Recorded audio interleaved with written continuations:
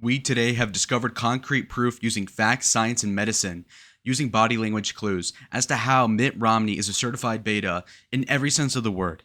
We're going to cite a doctor. We're going to cite a lot of good sources. Today, we're going to basically look at how he has conducted himself in the face of real alpha males, or you could say people that are actually somewhat spastic and dangerous like Donald Trump. And we're going to see exactly why Mitt cannot really hold a glove or anything similar to a Mitt there. So first we have the feet. As you can see here, Donald Trump is kind of staring forward, but also looking to the side like, oh, here's this peasant. And so he kind of shakes his hand while his feet are facing forward. Whereas with Romney, it's not a complete 90-degree angle, but he's definitely a lot more attuned and kind of like trying to meet Trump posture-wise to shake his hand. Now, if you look at the hand posture, Donald Trump is dragging Mitt Romney towards him to shake him. He's not meeting him halfway lengthwise. With his right hand, he's pulling him in a little bit. And that's a little bit of a patronizing thing. Plus, if you look at his left hand is kind of like on his shoulder, like, what's up, little boy? Like, so basically it's patronizing if you were to pay attention. And so you can see how Mitt Romney, when he walks away, it's a look of shame. He doesn't look proud of what he's done. And he's hollering in the back. If you look right here, the summary also says, and it's very obvious, that the analysis dictates that Donald Trump and Mitt Romney's brief on-camera interaction in 2016 demonstrates that Trump does not respect Romney and will not pick him as a Secretary of State, whereas also Governor Romney has disgust and/or contempt for President-elect Trump. So you can see here that in 2016, when Trump wins in December, he's trying to pick a cabinet. Now Romney, as a beta, is wanting to get a job with Trump as Secretary of State, which is really prestigious. It's like the number 3 position in the country almost.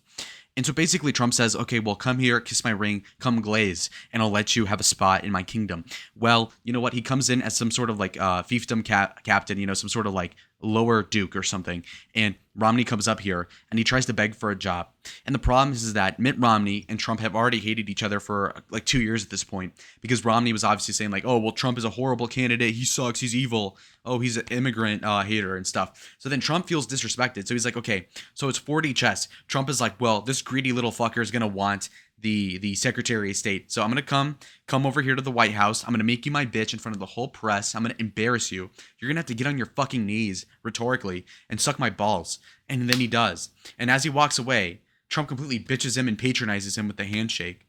And everybody can agree to this. And then Mitt Romney turns around, immediately snarl on his face, coping and seething. He hates Trump.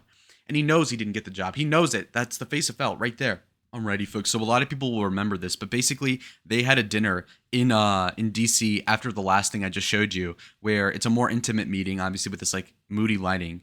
And what you'll notice is that Mitt Romney dined with Donald Trump and RNC chairman Reince Priebus, who's like a middle ground between Romney and Trump, politically speaking. So basically, he had this going on. Together Tuesday night at Jean Georges, a French restaurant near Trump's home in New York City. Incoming chief of staff Reince Priebus was also there, as you see in this video. During the primaries, Romney called Trump a phony and a fraud, but he's now in the short list for a top post in Trump's cabinet. Romney spoke to reporters after the dinner. I've had a wonderful evening with President-elect Trump. We had another discussion about affairs throughout the world, and these discussions I've had with him have been enlightening and interesting. And that's cope. That is cope right there. You fucking hate Trump. And again, he's a Mormon, so he has this like, he has a he's still a politician, Machiavellian, whatever have you, but he has this education that is Mormon, which is like to imply that you're not supposed to lie. So then he tries to beat around the bush as much as possible to avoid direct lie. So he'll sugarcoat it, is basically what I'm accusing him of. He'll speak in tones to which where he'll refer to the ground. When you look at him speak, he's not chin up or anything. He's just completely dejected. And even better, you've got him also talking about how he's, oh, it was interesting, it was enlightening. I mean, that is the most generic sort of pleasantry ever. And engaging. I've enjoyed them very, very much. I happen to think that he says, I enjoyed it very, very much as he looks down in the ground. He's lying. America's best days are ahead of us. I think you're going to see America continue to lead the world in this century. And what I've seen through these discussions I've had with President-elect Trump, as well as what we've seen in his speech at the night of his victory, as well as the people he's selected as part of this transition. All of those things combined give me increasing hope that President-elect Trump is the very man who can lead us to that better future. Thank you. So you notice that he goes, he usually doesn't go like that. It's almost like Obama does it. It's somewhat odd. And he also talks out of the right side of his mouth, which is a little bit weird. And there's a couple of reasons for this. There's like 7 right here. First, you have a medical condition. That's probably not true. It could be an insincere smile, which is probably not true. He also could have acquiescence slash resignation slash regret. This is definitely it right here. Contempt and anger, that's also true. Swagger and machismo, I mean, you just saw that video, folks. There's no way that's true. Deception slash insincerity, yes, of course. So to differentiate all these different causes, if you look into this, the doctor saying that he's, nuts, says that it's not the first 4 about this. It's actually contempt, anger, swagger, all this, which is interesting as a take. But you can kind of see how he's just autistic.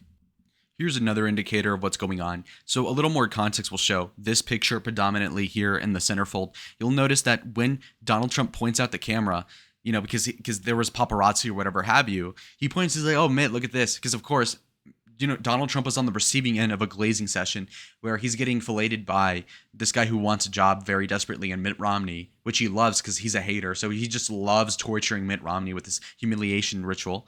And you see that Romney is super pissed off, and not pissed off, but also just embarrassed being caught there. Kind of like, I don't even know what to describe it as. But if you look here, you look at his eyebrows. I mean, they're pointed in opposite directions. He's definitely embarrassed at what's going on. Kind of looks like he was walked in upon, not even naked, but just doing something completely embarrassing and disgraceful to his family name is what it looks like to me. And if you look here, from a non-verbal perspective, Mitt Romney's facial expression is highly characteristic of an amalgam of both anxiety, which most people are able to discern, and regret, which most people can't really detect phenotypically. But, I mean, if you look here, just look at his face zoomed in, just complete beta.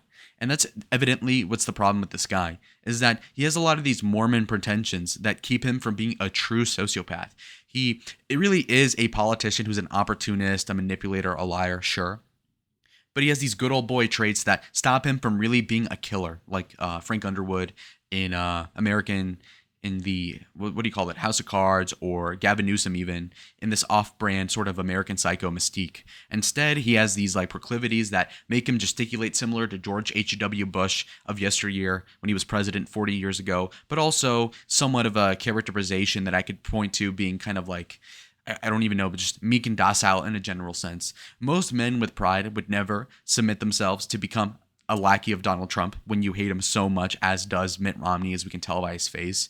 And so for him to disgrace himself like this just shows how little he had to say afterwards. After speaking with the future president, he talks to the press for not even 90 seconds as he tries to talk his way out of the embarrassment, just knowing damn well in the deep of heart of hearts that he's definitely not getting the Secretary of State position. So then later on, what does he settle for? Well, the guy settles for being a senator out of Utah, which is kind of lame. And so he does 1 term in 2018. Again, laps up the balls of Trump just so that he can get endorsed by him in the primary in that caucus in Utah.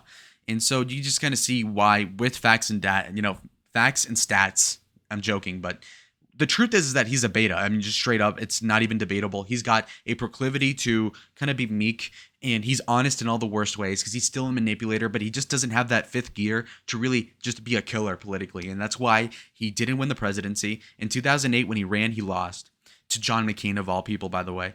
In 2012, he lost. Now, he won the primary, but that's because it was split between like 3 or 4 different people. So that's why he won. He never had the majority. And on top of this, he chickens out of running in 2016, even though he perfectly well could have. But he kind of, I guess, could have gleaned that he would have gotten smoked, which, seeing Donald Trump and the absolute peak of political acumen he had at the time, and just guttural instinct as a entertainer, he would have gotten destroyed. And that's very obvious. And so he moves on. We move on to a different pleasantry, and the pleasantry is to have dinner with a guy that you have been lambasting for years, a guy that you've publicly been kissing the ass of, but now that he's running for president and you're jealous, you start hating on him for being xenophobic or whatever have you. Now Mitt Romney changes from the staunch conservative running against Obama to the sympathetic Massachusetts well-groomed Mormon boy that he was in Massachusetts and Utah. And this sort of thing makes him a beta. So he retreats. And now, if you look at his actions over the last 5 years, it's just been hating and, player hating on Donald Trump. And that's basically it. Just jealous because he's president and was president, and Mitt Romney never was, despite trying twice. So he's just an embarrassed beta. And it just shows he got manhandled by Obama, and Obama would probably get manhandled by Trump. So just keep in mind how these dynamics work in politics. So resolutely, I can tell you without a shadow of a doubt that doctors agree with me. Half of the voter base agrees with me that Mitt Romney simply is just not masculine enough to really face up against anybody. And he calls Donald Trump a charlatan or whatever have you, but yet Donald Trump can outmuscle him in person. And so at the end of the day, check the scoreboard. Who was president? Who wasn't? See y'all in the next video. Adios.